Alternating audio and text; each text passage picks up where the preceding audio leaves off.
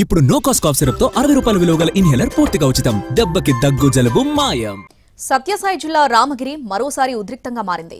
MPP ఎన్నికకు notification రావడంతో పార్టీలు అలర్ట్ అయ్యాయి. ఎలాగైనా గెలిచి తీరాలని టీడీపీ, వైసీపీ పక్కా ప్లానింగ్స్ తో సిద్ధమయ్యాయి. మరోవైపు ఎన్నిక సందర్భంగా ఎలాంటి అవాంఛనీయ ఘటనలు చోటు చేసుకోకుండా పోలీసులు అన్ని జాగ్రత్తలు తీసుకుంటున్నారు. శ్రీ సత్యసాయి జిల్లాలో మరోసారి పొలిటికల్ హైటెన్షన్ వాతావరణం కనిపిస్తోంది. రామగిరి ఎంపీపీ ఎన్నికల్లో గెలిపే లక్ష్యంగా వైసీపీ, టీడీపీలు రాజకీయ వేడి రగిల్చాయి. ఈ ఎన్నిక ఇప్పటికే రాష్ట్రంలో చాలాసార్లు అలజడులు సృష్టించింది. కూటమి ప్రభుత్వం వచ్చాక గత మార్చిలో ఖాళీగా ఉన్న ఎంపీపీ స్థానాలకు ఎన్నిక నిర్వహించారు.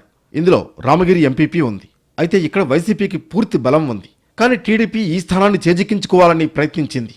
దీంతో వైసీపీ, టీడీపీ మధ్య వార్ రాష్ట్రంలో పొలిటికల్ హీట్ పెంచింది. ఇక్కడ మొత్తం 10 ఎంపీటీసీలు ఉండగా ఒకరు మాత్రమే టీడీపీకి చెందిన వ్యక్తి. మిగిలిన 9 మంది వైఎస్ఆర్ కాంగ్రెస్ పార్టీ వారు ఉన్నారు. మే 19న మరోసారి ఎన్నికకు నోటిఫికేషన్ వచ్చింది. వైసీపీ వైపు 8 మంది ఎంపీటీసీలు ఉండగా వీరిలో 3 టీడీపీలో చేరారు. రాత్తాడి ఎమ్మెల్యే పరిటాల సునీత, ధర్మవరం నియోజకవర్గ ఇన్ఛార్జ్ పరిటాల శ్రీరామ్ సమక్షంలో 3 ఎంపీటీసీలు తెలుగుదేశం పార్టీలో చేరారు. వెంకటాపురంలో వారికి కండువాలు కప్పి సాదరంగా పార్టీలోకి ఆహ్వానించారు. Peruru 1 MPTC Kariyanna, Peruru 2 MPTC Bharathi, Madapuram MPTC Sampath Telugu Desam పార్టీలో చేరారు. ఈ పరిణామాలతో రామగిరి ఎంపీపీ ఎన్నికను బాయ్కాట్ చేస్తున్నట్లు వైసీపీ ప్రకటించింది. ఇప్పుడు ముచ్చటగా మూడోసారి ఎంపీపీ ఎన్నికకు నోటిఫికేషన్ వచ్చింది. ఈ నెల 16న ఎన్నిక నిర్వహించనున్నారు.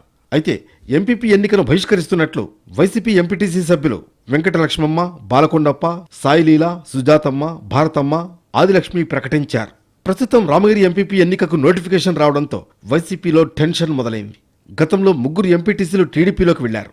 ఈ 2 రోజుల్లో ఇంకా ఎలాంటి పరిణామాలు జరుగుతాయోనన్న ఆందోళన కనిపిస్తోంది.